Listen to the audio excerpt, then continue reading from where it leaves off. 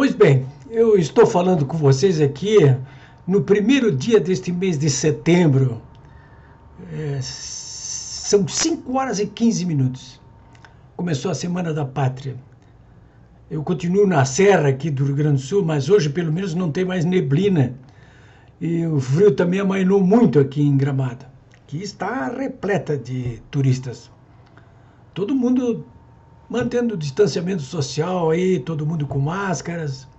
Mas, enfim, a atividade econômica aqui em Gramado, Porto Alegre, no Rio Grande do Sul, praticamente em todo o Brasil, a atividade econômica está sendo retomada, né? No Rio Grande do Sul, inclusive, na semana que vem, dia 8, se prevalecer a opinião do governador Eduardo Leite, as aulas presenciais começarão a ser retomadas no Rio Grande do Sul.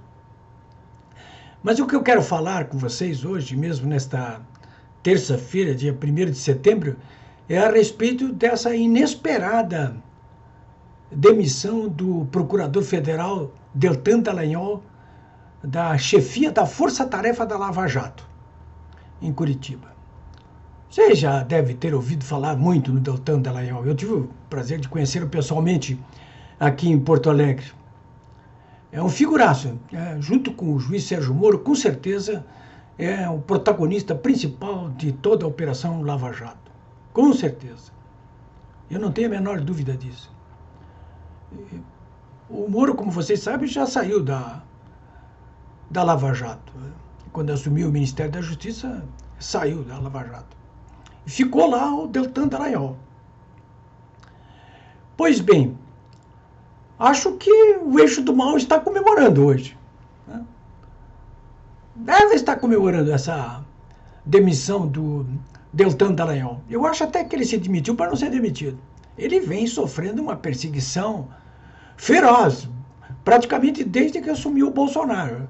No momento em que o Eixo do Mal começou a fustigar o próprio Bolsonaro, fustigou também o Deltan Dallagnol, tentando enquadrá-lo de tudo que é forma, como tenta enquadrar o próprio Bolsonaro.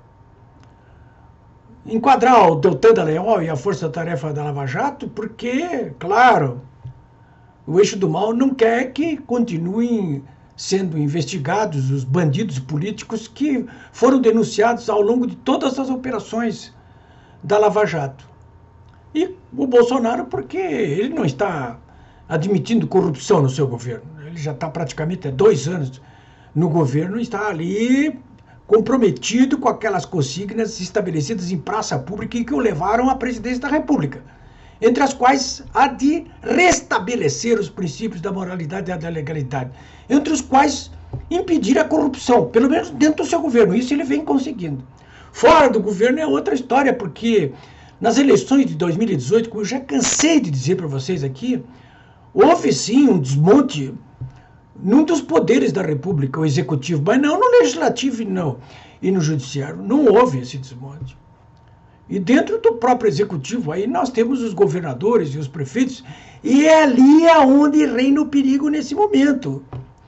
Vocês estão vendo aí que esse Covidão aí já atingiu praticamente investigações em 16 governos estaduais. Mas, enfim, eles devem estar comemorando aí. Eu não quero indicar para vocês aqui nenhum livro a respeito da Lava Jato, da história da Lava Jato, mas vocês podem recuperar muita coisa a respeito da Lava Jato. Quem tiver aí YouTube, em tela grande ou aqui mesmo no computador ou no seu smartphone, deve clicar ali na série O Mecanismo, que mostra os episódios iniciais da Lava Jato, com aquelas prisões, lembram? Daqueles altos dirigentes da Petrobras, né? Que no começo da Lava Jato, a operação toda nem era conhecida como Lava Jato, era conhecida como Petrolão, vocês estão lembrados? Mais ou menos para que as pessoas se lembrassem do mensalão lá, do Zé Dirceu, que já devia ter pego o Lula lá, né? Mas o Lula cá foi pego na Lava Jato. Isso é um marco histórico definitivo e marca o êxito da Lava Jato. Isso aí sozinho bastaria para justificar a Lava Jato. para incluí-la no rol dos principais episódios da história desta República. Já bastaria. Mas os números a respeito da Lava Jato são de dimensões oceânicas. Com certeza, a Lava Jato tem sido a operação de combate à corrupção de maior importância histórica e real na humanidade. Eu vou dizer para vocês aqui com toda sinceridade. Se fala muito na Operação Mãos Limpas da Itália, mas não dá nem para comparar com a Lava Jato. Os números da Lava Jato são superlativos. Ainda há pouco eu estava pesquisando aqui para falar com vocês aqui nessa tarde, né? Olha, vocês veem um balanço dos principais números, que são todos superlativos.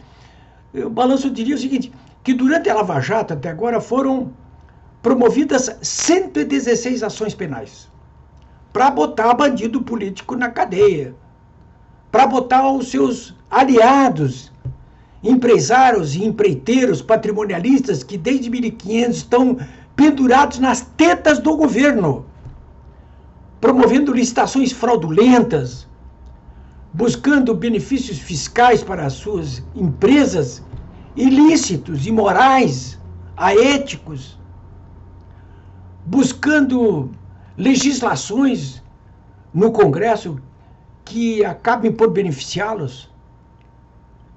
Enfim, 116 ações penais. Alguém podia falar, mas 165 ações penais e alguém foi condenado? Ora, senhores, foram condenados 165 políticos e empresários. Não é pouca coisa. A gente inclui aí figurões como o Lula, o Zé Dirceu de novo,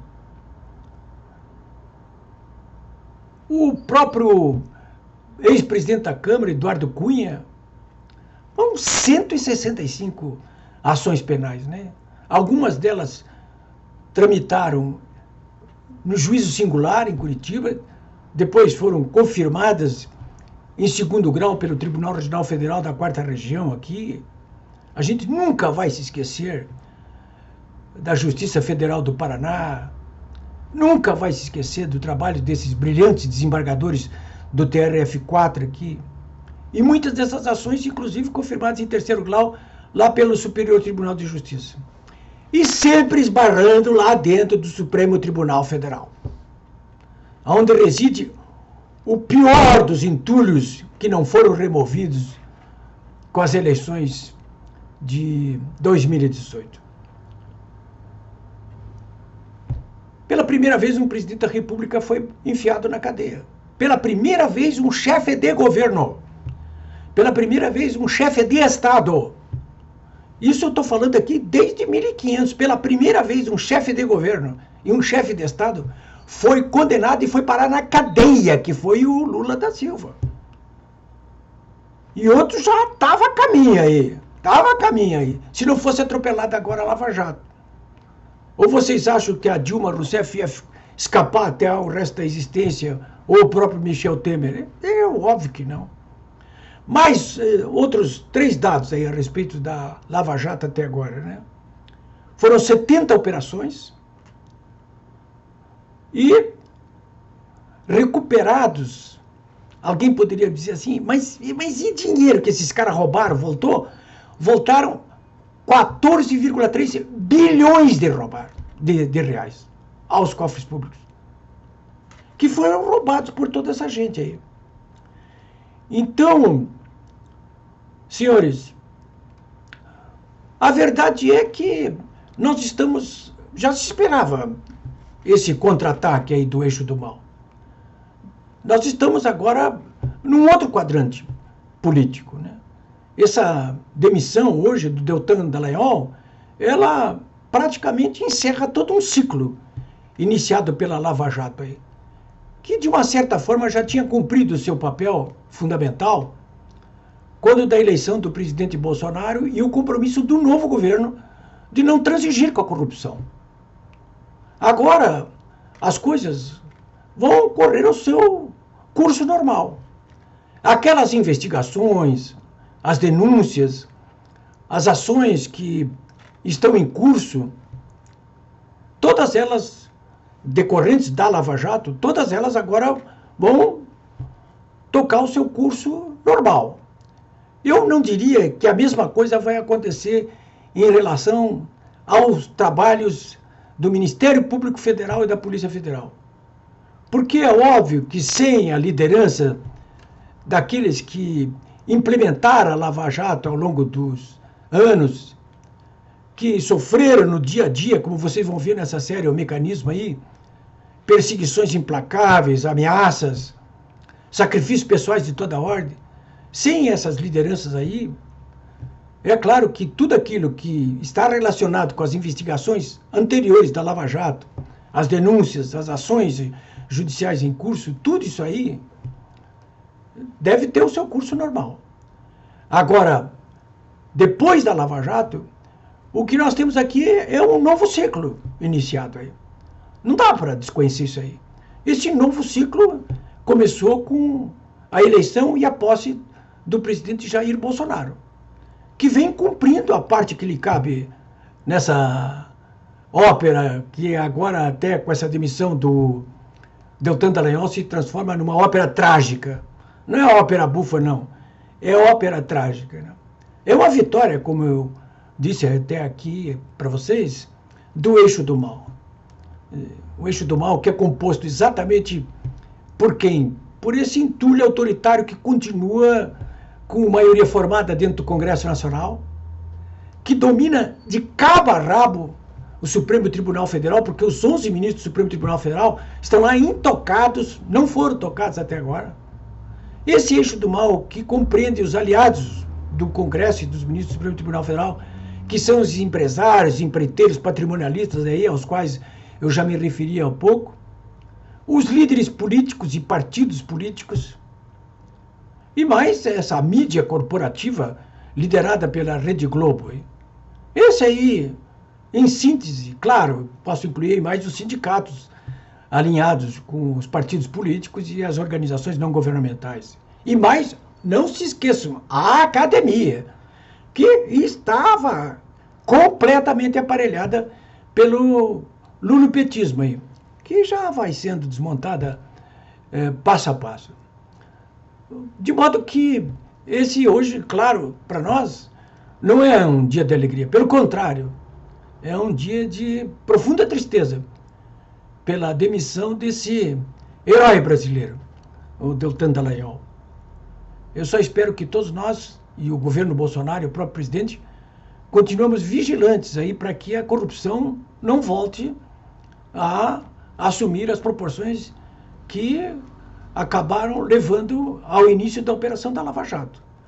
Mas acho que isso dificilmente vai acontecer se em algum momento daqui para frente as lideranças políticas comprometidas com a modernidade, com o restabelecimento dos princípios da legalidade e da moralidade, não conseguirem impor a elaboração de uma nova Constituição Federal, que estabeleça pelo menos uma reforma política, capaz de fazer com que esses líderes comprometidos com o que existe de pior no Brasil sejam expurgados de uma vez por todas da vida pública brasileira.